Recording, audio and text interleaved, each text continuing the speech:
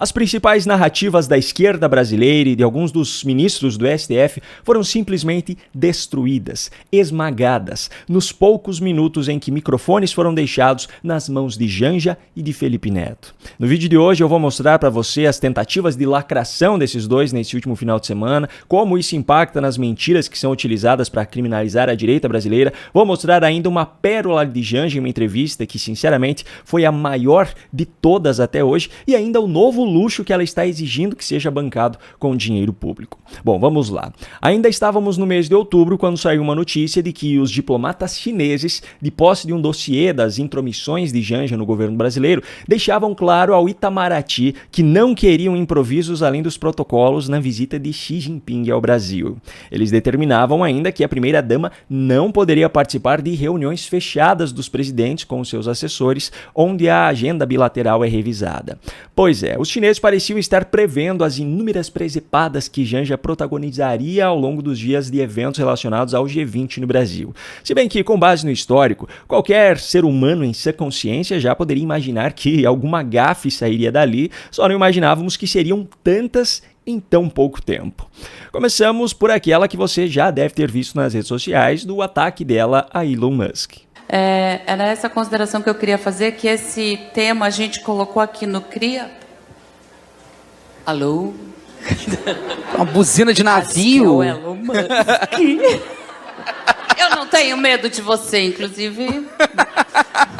Boa! Fuck you, Elon Musk.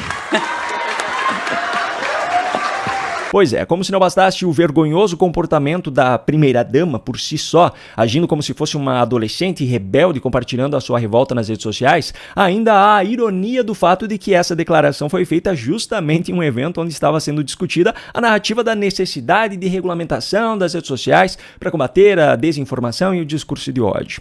Por sinal, a voz que você ouviu ao fundo nesse vídeo, dialogando com Janja, é a de Felipe Neto, aquele que era um deplorável influencer lacrador nas redes sociais, até que Lula voltou à presidência e o transformou no herói nacional do combate ao ódio e às fake news. Enfim, o ataque feito por Janja já foi uma prova incontestável de que o tal combate ao discurso de ódio é uma farsa. Afinal, a própria primeira-dama externou a sua raiva publicamente, sem o menor pudor.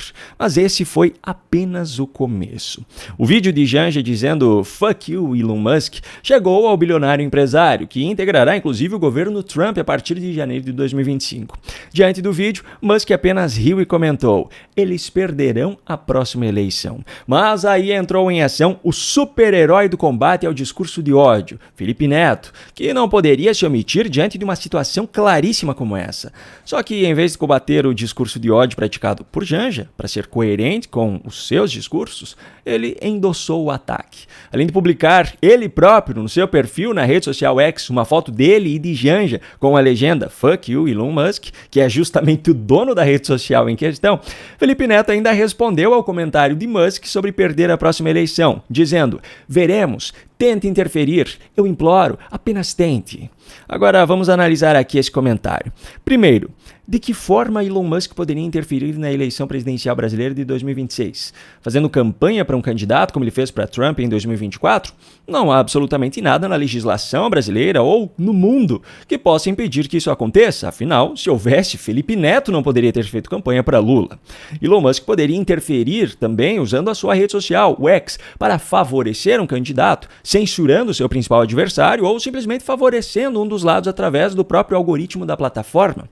É proibido fazer isso? Não, a rede social é dele, é uma rede privada e ninguém é obrigado a participar dela. É muito diferente, por exemplo, de uma decisão judicial em relação às campanhas, como aconteceu várias vezes em 2022. Isso é uma interferência irregular. Agora, o dono da rede social usar a sua rede social em favor de um candidato não tem absolutamente nada de errado. Mas Elon Musk nunca fez isso. Ele sempre prezou pela liberdade de expressão de ambos os espectros na sua plataforma, coisa que o poder judiciário brasileiro deveria fazer, mas não faz. Pois bem, diante desses cenários, o que exatamente Felipe Neto está querendo dizer com a sua ameaça? Se ele mesmo, pessoalmente, impediria Elon Musk de fazer alguma coisa, ele está fazendo uma ameaça de violência física ou talvez até de um atentado, mas se ele está falando no sentido de que a justiça brasileira faria alguma coisa contra Elon Musk ou contra o X a pedido dele, aí a coisa é mais grave ainda. Quem é Felipe Neto para apitar alguma coisa em relação a uma eleição no Brasil? Que justiça seria essa que se submeteria a um influenciadorzinho deplorável? E cadê a narrativa do respeito à democracia? Se for a vontade da maioria dos eleitores, o candidato apoiado por Elon Musk será eleito e pronto. O que importa a opinião do Felipe Neto? Quem ele acha que é? Será que esse cara não cansa de passar vergonha? Enfim, voltando ao foco da discussão até aqui. Janja e Felipe Neto já destruíram as narrativas do combate ao discurso de ódio e a da garantia da democracia. Mas não paramos por aí, porque nesse mesmo evento, Janja ainda chamou Alexandre de Moraes de grande parceiro e o cara que se explodiu em Brasília de bestão. A gente convidou o ministro Alexandre de Moraes, que tem sido um grande parceiro nessa questão das fake news e tal, por mais que seja difícil, ele está enfrentando, e por conta do que aconteceu em Brasília, inacreditavelmente aconteceu em Brasília essa semana, e o bestão lá acabou se matando com fogo de artifício, mas enfim, é incrível. Primeiro, Moraes é ministro do Supremo Tribunal Federal. Ele não tem que ser parceiro de ninguém. A função dele é julgar casos que vão ao STF de maneira imparcial e de acordo com a legislação vigente. Ponto. O que Janja falou entrega uma parceria de Moraes com o governo Lula em relação a uma pauta defendida pelo governo, e isso vai totalmente contra a Constituição Federal. Segundo ponto, ao debochar do bestão, nas palavras dela, Janja desmente a narrativa dos integrantes do governo Lula e de ministros do STF de que o cidadão que fez isso não era um lobo solitário, que era parte de um organismo e blá blá blá.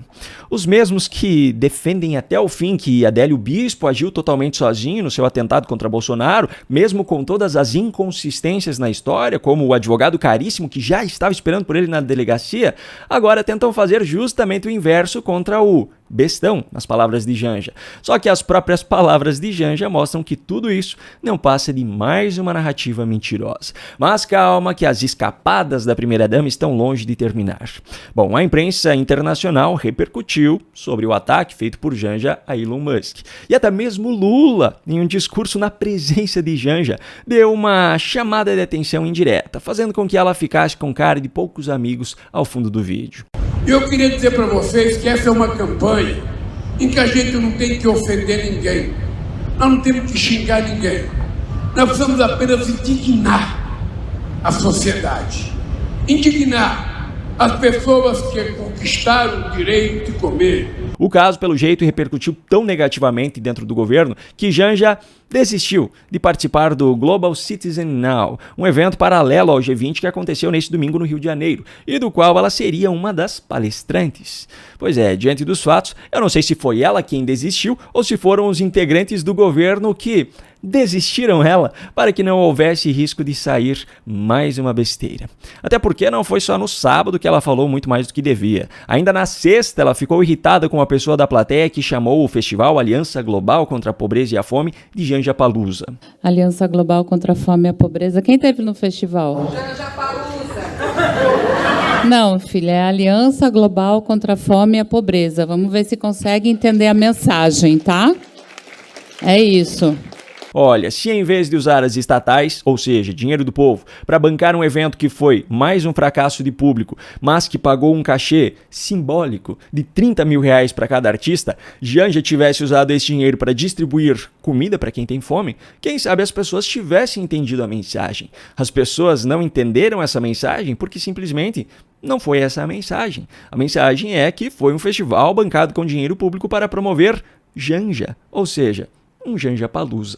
Enfim, voltando ainda à repercussão do ataque a Elon Musk, Janja ainda se recusou a responder um jornalista sobre um possível arrependimento de ter feito essa declaração. Janja, tudo bem? Matheus, a senhora se arrependeu da fala ontem sobre o Elon?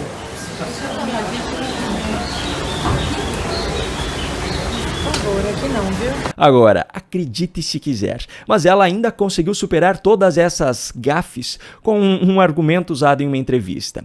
Veja só qual é, segundo Janja, o motivo para que ela não tenha um gabinete oficial como primeira-dama no Palácio do Planalto.